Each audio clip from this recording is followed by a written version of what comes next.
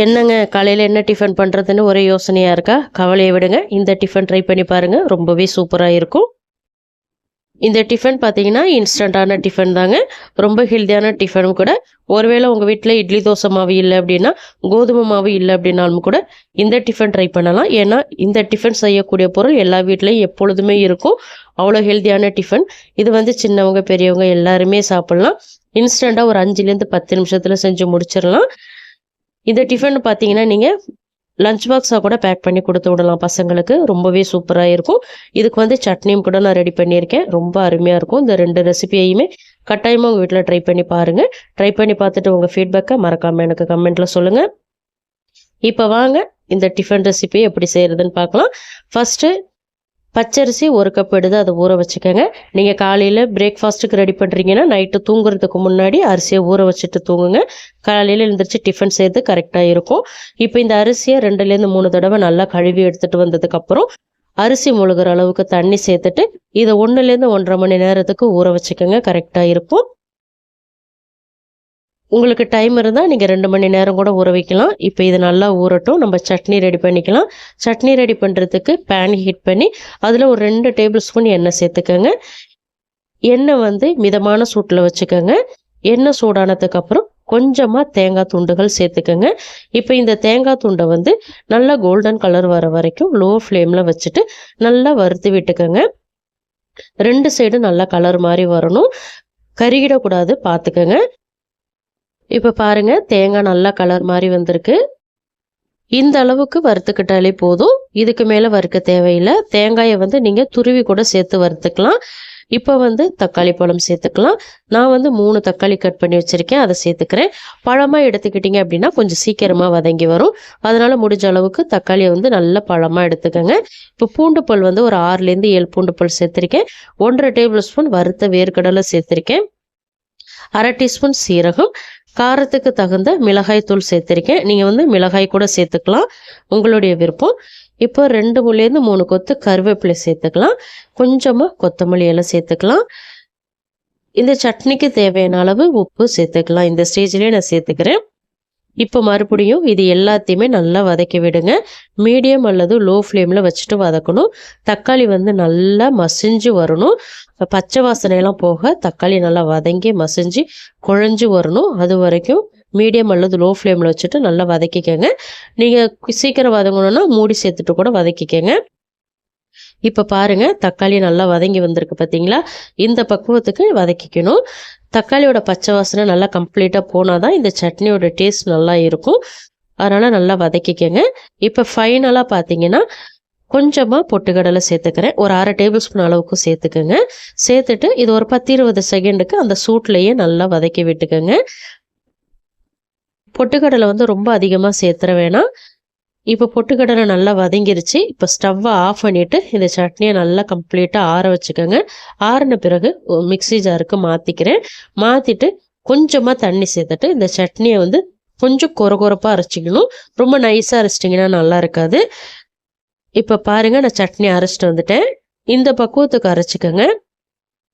ரொம்ப நைஸாக அரைச்சிட்டிங்கன்னா சட்னி நல்லா இருக்காது. அதனால் ஓரளவுக்கு கொரகொரப்பாக இருக்கிற மாதிரி பார்த்துக்கோங்க. இப்போ சட்னியை வந்து நான் பவுலுக்கு மாற்றிக்கிறேன்.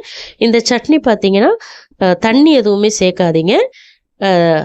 அரைச்சிட்டு வந்ததுக்கப்புறம் தண்ணி எதுவுமே சேர்க்கக்கூடாது. சட்னி திக்காக இருந்தால் தான் இந்த சட்னி சாப்பிட்றதுக்கு ரொம்ப நல்லாயிருக்கும். இப்போ பவுலுக்கு மாற்றிட்டேன். அதே போல் இந்த சட்னியை தாளிக்கணும்னு அவசியம் இல்லை. தாளிக்காமலே சாப்பிட்லாம், ரொம்ப நல்லாயிருக்கும். உங்களுக்கு விருப்பமாக இருந்தால் தாராளமாக நீங்கள் தாளித்து கூட சாப்பிட்டுக்கலாம். இப்போ இந்த சட்னி ரெடி ஆகிடுச்சு. இது இட்லி தோசை எல்லாத்துக்குமே நல்லாயிருக்கும். ட்ரை பண்ணி பாருங்கள். இந்த சைடு பார்த்தீங்கன்னா அரிசி ஊற வச்சுருந்த பாருங்கள், அது நல்லா ஊறி வந்திருக்கு. இப்போ தண்ணியை வடிகட்டிட்டு இந்த அரிசியை மிக்ஸி ஜாருக்கு மாற்றிக்கலாம். நான் வந்து ரேஷன் பச்சரிசி தாங்க எடுத்திருக்கேன். நீங்கள் கடையில் வாங்கின பச்சரிசி இருந்தால் கூட தாராளமாக எடுத்துக்கலாம். இப்போ வந்து நான் அரிசியை மிக்ஸி ஜாருக்கு மாற்றிட்டேன். இப்போ கட் பண்ணி வச்சுருக்கிற உருளைக்கிழங்கு சேர்த்துக்கிறேன். பெரிய உருளைக்கிழங்கா ஒன்று எடுத்து சின்ன சின்ன துண்டுகளாக கட் பண்ணி வச்சுருக்கேன். இது போல் சின்ன துண்டுகளாக கட் பண்ணும்போது ஈஸியாக அரைப்படும். இப்போ ஒரு 1/2 இன்ச் அளவுக்கு இஞ்சியை கட் பண்ணி சேர்த்துக்கோங்க. 3 பச்சை மிளகாய் சேர்த்துக்கோங்க. இதில் வந்து கொஞ்சமாக தண்ணி சேர்த்துட்டு நல்லா நைஸாக அரைச்சிக்கணும். கொரகொரப்பாலாம் அரைக்கக்கூடாது. நல்லா வளவளன்னு அரைச்சிக்கணும். அப்போ தான் டேஸ்ட் நல்லாயிருக்கும் இந்த தோசை. இப்போ அரைச்சிட்டு வந்த மாவை பவுலுக்கு மாற்றிக்கலாம். இதில் வந்து உருளைக்கிழங்கு வந்து 1 2 அரையாமல் இருந்தால் ஒன்றும் பிரச்சனை இல்லைங்க. ஆனால் அரிசி வந்து கட்டாயமாக நல்லா நைஸாக மசிஞ்சிருக்கணும். இப்போ கொஞ்சம் எக்ஸ்ட்ரா தண்ணி சேர்த்துக்கலாம். இந்த தோசை பார்த்தீங்கன்னா கொஞ்சம் தண்ணியாக இருந்தால் தான் நல்லாயிருக்கும் மாவு. அதனால் கொஞ்சம் தண்ணி சேர்த்துக்கோங்க. இப்போது 1/2 டீஸ்பூன் சில்லி ஃப்ளேக்ஸ் சேர்த்துக்கிறேன். 1 டீஸ்பூன் மிளகுத்தூள் சேர்த்துக்கிறேன். 1 டீஸ்பூன் சீரகம், ஒரே ஒரு துருவன கேரட் சேர்த்துக்கோங்க. கரெக்டாக இருக்கும் ஒன்று சேர்த்திங்க அப்படின்னா இந்த மாவுக்கு. ஒரு கைப்பிடி நிறைய பொடியாக நறுக்குன கொத்தமல்லி இலை, ஒரே ஒரு வெங்காயம் சேர்த்துக்கிறேன். இப்போது இந்த தோசை மாவுக்கு தகுந்த உப்பு சேர்த்துக்கிறேன். உப்பு சேர்த்துட்டு இதை நல்லா கலந்து விட்டுக்கோங்க. இதில் வேறு எந்த பொருளும் சேர்க்க தேவையில்லை. இப்போ நான் சேர்த்துருக்கிற எல்லா பொருளுமே வீட்டில் இருக்கக்கூடிய பொருள்கள் தான். இந்த மாவில் குக்கிங் சோடாலாம் எதுவுமே சேர்க்க தேவையில்லைங்க. மாவு இந்த அளவுக்கு தண்ணியாக கரைச்சிக்கிட்டால் மட்டும் போதும். இப்போ நம்ம தோசை செஞ்சுக்கலாம். இது போல் ஒரு நான்ஸ்டிக் பேன் எடுத்துக்கோங்க. அப்படி இல்லைன்னா நீங்கள் தோசைக்கல் கூட எடுத்துக்கலாம். இதில் வந்து ஒரு 1/2 டீஸ்பூன் அளவுக்கு எண்ணெய் சேர்த்துக்கோங்க. எண்ணெய் சேர்த்துட்டு மாவை சேர்த்துக்கோங்க. நல்லா 2 குழிக்கரண்டி நிறையா சேர்த்துக்கோங்க. ஊற்றும் போதே தெரியும் பாருங்கள் மாவு எந்த அளவுக்கு தண்ணியாக இருக்குன்னு. இது போல் கரைச்சிட்டு நல்லா மெலிசாக திரட்டி விட்டுக்கோங்க. மெலிசாக திரட்டினா தான் இந்த தோசை நல்லாயிருக்கும். இப்போ நல்லா திரட்டி விட்டதுக்கப்புறம் இதை மூடி சேர்த்துட்டு ஒரு 2 நிமிஷத்துக்கு நல்லா குக் பண்ணிக்கோங்க. மீடியம் அல்லது லோ ஃப்ளேமில் தான் குக் பண்ணணும். ஹை ஃப்ளேமில் வைக்காதீங்க, சரியாக வேகாது உள்ளாரெல்லாம். இப்போ ஓப்பன் பண்ணி பார்க்கலாம். இப்போ மேலையெல்லாம் நல்லா வெந்து வந்திருக்கு பாருங்கள். கலர் எவ்வளோ டிஃப்ரெண்ட்டாக இருக்குது உங்களுக்கே தெரியும் பார்க்கும்போது. இப்போ இந்த தோசை வேகிறதுக்கான எண்ணெய் சேர்த்துக்கலாம். மேலே எண்ணெய் சேர்த்ததுக்கப்புறம் திருப்பி விட்டு இன்னொரு சைடு குக் பண்ணிக்கலாம். நல்லா கொஞ்சம் கலர் மாதிரி வர வரைக்கும் குக் பண்ணிக்கோங்க. ரொம்ப டைம் எடுக்காது, சீக்கிரமாக வெந்துடும். மீடியம் ஃப்ளேமில் வச்சு குக் பண்ணணும். அப்போ தான் நமக்கு உள்ளாரில் மாவு நல்லா வெந்து வரும்.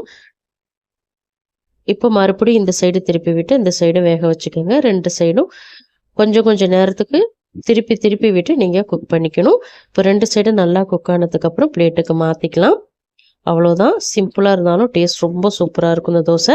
இது வந்து அரிசி ஊற வச்சு செய்யலாம். அப்படி இல்லைன்னா அரிசி மாவு இருந்தால் அதை வச்சு கூட இன்ஸ்டண்ட்டாக நீங்கள் செய்யலாம். ரொம்ப நல்லாயிருக்கும். ட்ரை பண்ணி பாருங்கள்.